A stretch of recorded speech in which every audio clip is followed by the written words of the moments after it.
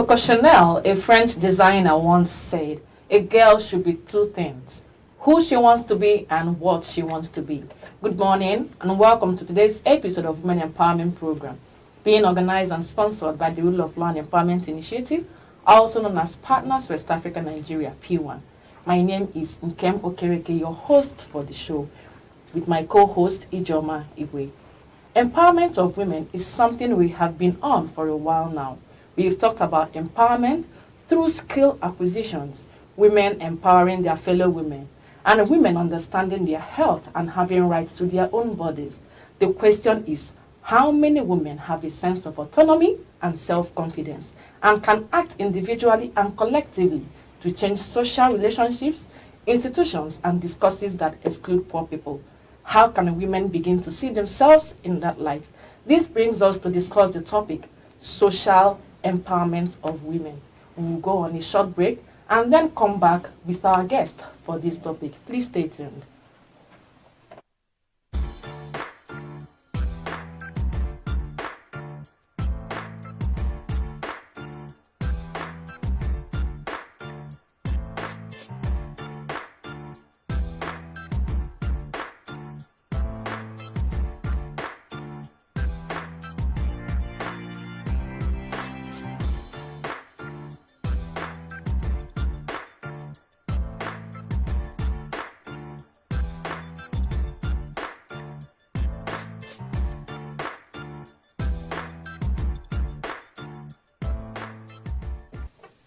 Welcome back to the show. Our guest for today is the founder of TechHerNG, a technology organization hinged on learning, support, and collaboration for women curious or passionate about technology, focused on ensuring that women who venture into technology not only stay there, but are exposed to interventions that make them better versions of themselves.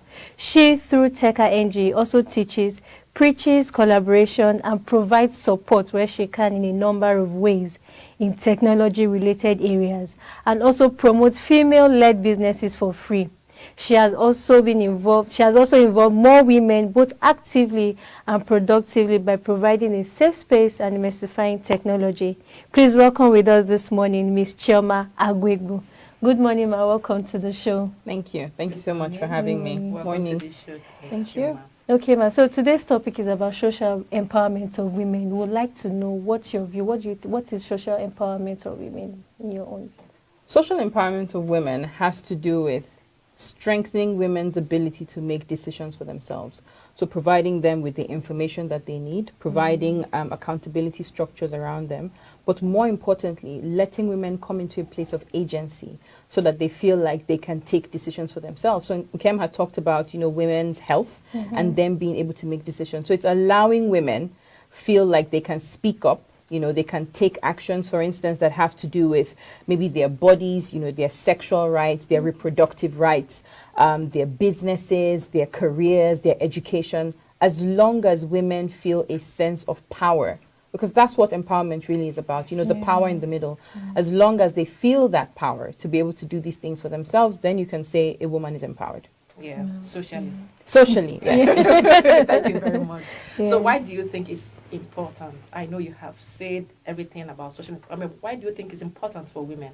I think, why are we even having a discussion in the first place, right? Do we ever talk about empowerment for men, right? Because it's almost always seen as a given that men should have power. The word man is almost synonymous with the word power.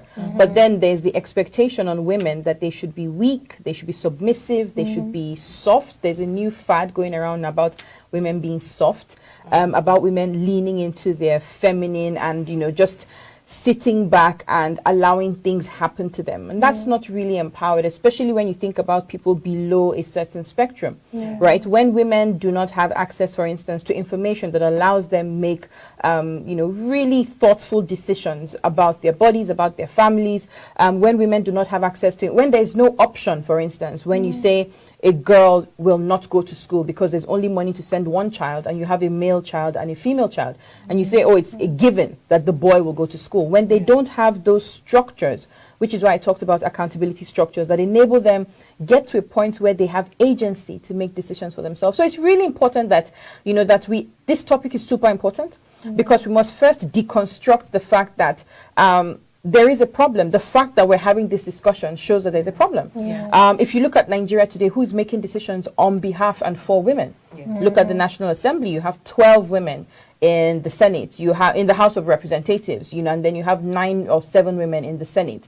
Who is then making decisions for women? Who is making decisions for children? Who is making decisions for men? Because the truth is, you can't, and I know it's a well-worn cliche, you can't wash hands, properly with only one hand. So we have only about 50% of the wisdom and the information and the knowledge and the nuance that we need in our political spaces today. So why do we need women empowered? Because it just makes sense. Thank you very much for that. So what are the essentials, like the must-have for social empowerment of women? Information. Women must have information, right? As they say, information is power. Women must have information. What am I allowed? What are my rights? What are my responsibilities? Where can I get help? Where can I make a report? Where can I make a complaint? What is the guarantee that the complaints I make or the things I speak up about will be taken with the seriousness and the sanctity that they deserve? So there's information. Where am I supposed to go to school? Which places are safe? I've been thinking about a project with a few friends of mine on a safety ranking for women in Nigeria. Right, we've seen incidents where women go into hotels and then for some reason the hotel management give out their room numbers or give out their room keys. I had to work on a case sometime last year where a key to a woman's room had been given to a celebrity by the hotel. Right, so information. Where am I safe in this country? Where do I have opportunities? Based on my religion, based on my education level, based on so many things. Where am I safe? Where are my opportunities? Where can I thrive? Right? So there's information. There's also authority. Right? And we have to think really critically about the way women are seen in Nigeria. And this is why when people talk about the Gender and Equal Opportunity Bill, I say that there needs to be work done before that bill is passed. Otherwise, we will have the case of the Violence Against Persons Prohibition Act, where you get the bill passed and it seems like a victory, but we then have to start doing advocacy across the entire country for implementation because people don't believe. Right? There are states in Nigeria where, and I won't mention the state because I don't want to start a war, but there are states in Nigeria where part of the things some men do to chill is they have a wrestling match, and after the wrestling match is done, they cast lots, so like literally tumbom, which girl do we rape? Wow. And then they pick a girl and then they rape her as a collective. This is happening in Nigeria. I was in this state sometime last year and I heard that story, and it wasn't happening in the 80s or the 70s, no, as recently as 2020. And except, what saved the day was civil society organizations were going around talking about sex being, hinged or, having the foundation as consent. And so someone asked, but what about this thing? I didn't want it. I didn't ask for it. And that's how that all blew up in that state. So there's authority, right? Women knowing what their rights are, knowing what their responsibilities are, but also being in a place where they can enforce them. Marrying off a 17-year-old girl is not giving that 17-year-old authority. I'm sorry, I'm going to cut you short. Yeah. Yes, we are still going to continue with this list, but you were saying something about information. How do we access this information? How do we get this information? I guess in this, and we have to come back to the society, right? Because, when you go out on the street, the way a policeman treats you, the way a military man treats you, the way somebody treats you as you're driving. For instance, I'm driving my car, somebody drives rough around me, and then they just call me something nasty because I'm a woman. I can't have bought my car myself. Someone scratched my car I think 2 years ago, and I came out of the car and the person said, call your husband, go and call me somebody I can talk to. And I'm like, someone that paid for the car. Exactly. And I'm looking at him and I'm smiling and I'm like, you're not even ready. Because I'm thinking about, in that moment, I remembered how much I had to save to buy that car. I remember when I did the draft to pay for it, I remember how my heart felt. I'm like, oh my God, this money is leaving my account. So for somebody, you don't know me, you actually hit my car, going by the highway code, which I carry in my car, by the way, you're wrong. But the first, you don't even, there's so much condescension, you don't feel you can have a conversation with me. And so you're asking me, where is the person who bought the car? So when you talk about information, we have to go back to the very fabric of it, which is how are women seen in the society? I know young women who tried to run for office in 2019 and they were told, so you want to come and lead us. One of them actually had to say, no, I'm coming here to run errands for the community. And she still didn't win because they then told her father that your child is becoming pompous. She should go and get married.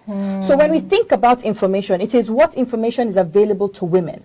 What information is available to girls? Are we telling girls that they can be techies? Are we telling girls that they can aspire, they can be anything? When we had a female pilot, fly one of our Air Force fighters sometime, I think 2 years ago, it was like brand new information. It was news because we hadn't seen that. Those are the types of information, buckets that we need to change. Young girls need to be able to see, you know what, I can be, a fighter pilot. I can be in the military. I interviewed a woman in the military and she said, there's a lot of information that women don't have. These are the information buckets we're talking about. How are people, and I asked her during that interview, how is the military proactively reaching out to women? Because you say, oh, some people are not coming to apply. So there's that gap. How are you reaching out to them? So I think for me, information is super, super important. And then we have authority. So now that they have this information, what do they do? Especially when you start working from a place of deficiency. Right? So when a woman tries to assert her authority, she's seen as a dissident, she's seen as rebellious, she's seen as somebody who will not get married, she's seen as a feminist, and it's a bit of a shame that we've kind of attributed the word feminism to evil. So it's almost like a bad word or a dirty word. When she asks for equality, she's seen as being pig-headed. It's almost as if she wasn't raised properly. So again, we can spend all day jumping back and forth between authority and information because authority will lead to authority. Authority will lead to information. Information will lead into authority, and just keeps going back and forth like that. And when you've kind of crossed that, then you go into agency. Which is where a woman feels confident, and that confidence is a big part of women's empowerment, of social empowerment. It's the confidence. You know what? I'm going to take this decision. I am going to not get married till I get to this certain age, or I am going to quit this job because it affects my mental health, or I'm going to demand the government approved time for me to have a maternity leave because I need to take care of my baby. Or I'm going to ask my office, we need to have paternity leave as well because we need the fathers to bond with their children. You have to have mixed authority and information to come to a place of agency where a woman feels empowered enough to then bring about the social change and the institutionalized change that you're talking about. Okay, so will I say that some information are being deliberately taken away from the woman so that she doesn't understand her rights and things she has to do? Definitely. I mean, if you look at, for instance, we've seen cases where, let's say in the cases of domestic violence, and then a woman is told things like, yes, but I was beaten. Let's say her mom or her aunties tell her, that's how it is, I was beaten. And so you grow an entire generation of women believing that. Some women will even tell you if he doesn't beat you, he doesn't love you. Right? Because they've been socialized to believe that violence is a part of marriage. Right? But I'm very grateful to see a new generation of women who are saying, no, how do you beat me with the same hands and then make love to me with the same hands? It doesn't make any sense. Right? And again, there's a lot of information going around the VAP. Right? I know how many times I get messages from people saying, look, I got a message from someone who's actually my namesake. We were friends in secondary school, and she said, my husband is going to kill me. What do I do? And so I spent the entire day first trying to get her out of the place, then hooking her up to organizations who could help her, then ensuring that I had a direct line to one of them so I could check in on her and be sure, but for me, even the information, and so sometimes when we start to feel bad that we're not really making any headway as far as, sexual and gender-based violence is concerned, I rejoice a little bit because the fact that people are even speaking up about it in the first place, the fact that people feel like this is wrong, right? I remember speaking to a civil society organization and they said a man had raped 12 boys because they were going to him for whatever it is they were going to him for. And the reason why one of them actually spoke up was because his mother had said to him, basically, what's in your pants belongs only to you. Don't let anybody touch you, And so when this man came and, violated him, he ran home and he told his mom, this person did this to me. And she was able to take him to the Nana Khadija Center. And that's when they found out that, other parents started speaking up, my son said this, my son said that. And found out that by the time that boy spoke up, there were 12 other boys that had been assaulted, 12 other boys who had been raped, and there might have been more, but it was only these 12 that spoke up. And of course, the man was arrested, blah, blah, blah. But imagine if that woman hadn't spoken to her son. You see the way information leads into authority, leads into agency, and then leads to the changing of things that affect us socially. Thank you very much. I'm actually enjoying this discussion. I will say, our viewers, I hope you're also enjoying this discussion on social empowerment of women. We'll go on a short break now and then come back with our guests for this discussion. Please stay tuned.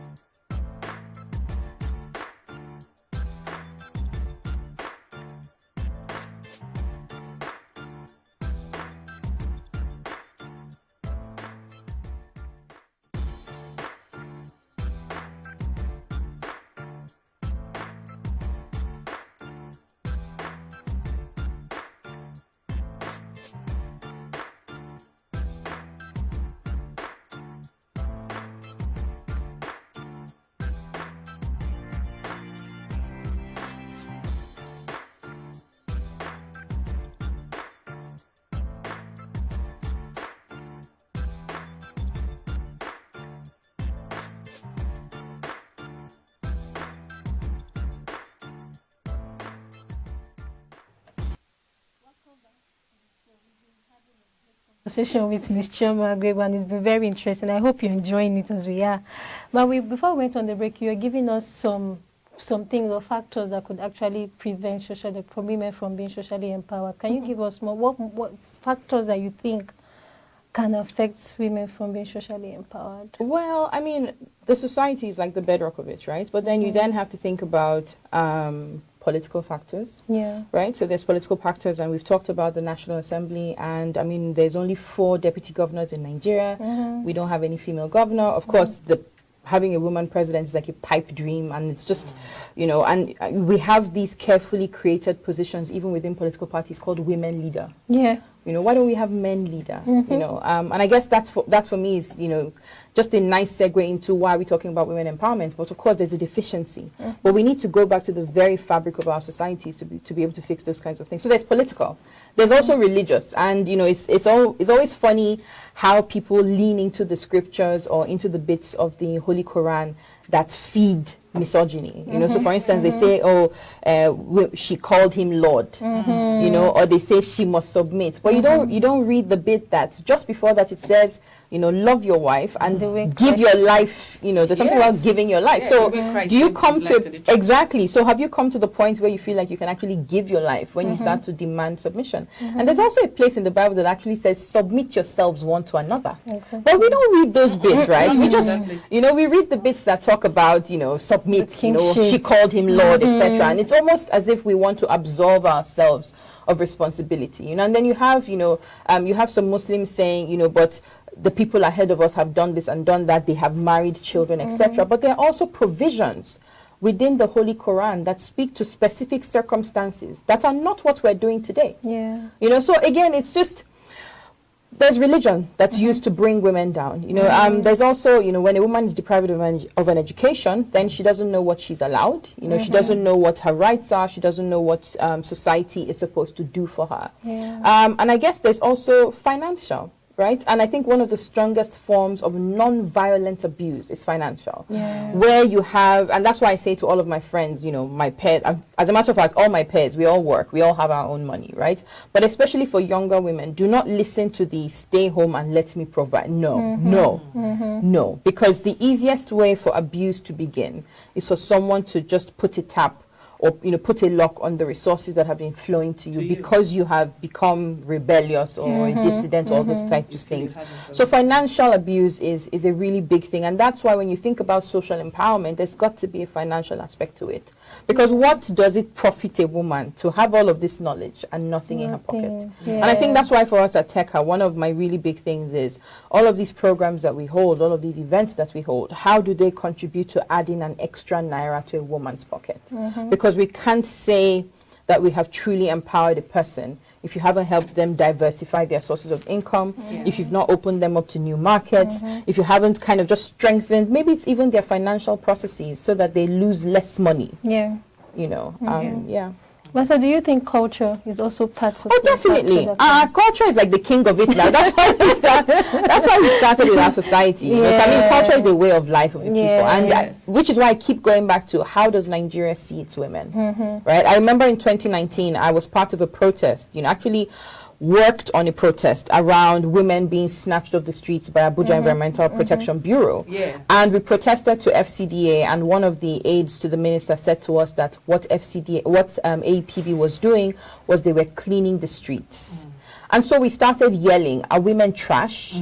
Because you're saying that your people are cleaning the streets, but these girls, when they're snatched off the streets, they're beaten, they're pepper sprayed, they are raped, they are extorted, they are not availed. I remember one of them saying that they told her that if she didn't plead guilty, they would put her in jail for 6 years. There is no law in Nigeria that allows you snatch someone off the street for loitering and put them in jail for 6 years. And besides, how dare you make someone plead guilty to you? Just a policeman tells you plead guilty. It's wrong. But again, that information is lacking, because if she knew her rights, she would have said no. First of all, bail in Nigeria is free. I need to speak with a lawyer. You cannot, you can't, you're not a judge. I cannot plead guilty. We're not in court. You can't set up an ad hoc or makeshift thing inside, I think it was Old Parade Ground. And one of the things I said to the AAPB guys was, if your work is actually, cleaning up the environment, Old Parade Ground is filthy. How did you guys, what gumption did you have to set up a makeshift court in the midst of such filth?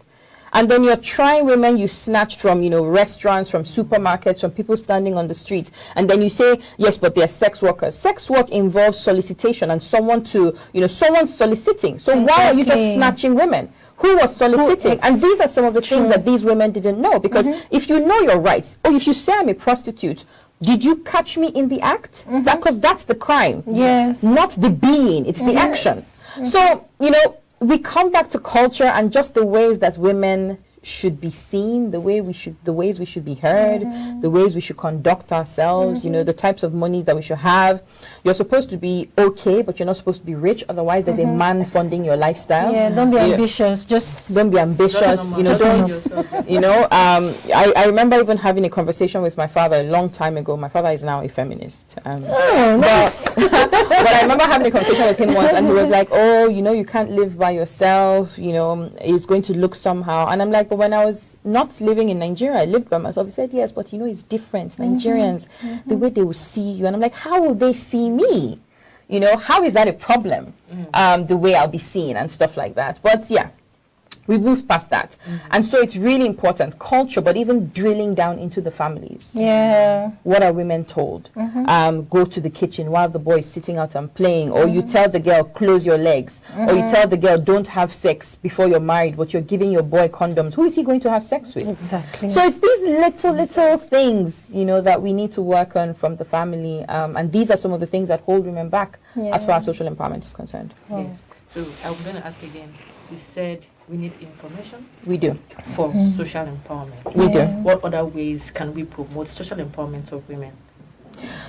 It's across a number of sectors, right? And these sectors generally have to do with the entirety of a woman's life. So we've talked about, education. We've talked about institutional, So for instance, affirmative action in Nigeria hasn't necessarily worked, right? Because it's supposed to ensure at least 30% representation. But if we still have, I think it's about 6.7 of both appointive and elective positions, being women, then we're very far from affirmative action. So we need institutional work to be done to promote women. And just to mention that I'm not a fan of the 111 seats currently touted for the National Assembly. I think that it's a waste of time. I think it's an additional drag on already dwindling resources that the country has. But I also think it's a quick fix and doesn't solve the problem of how women are seen.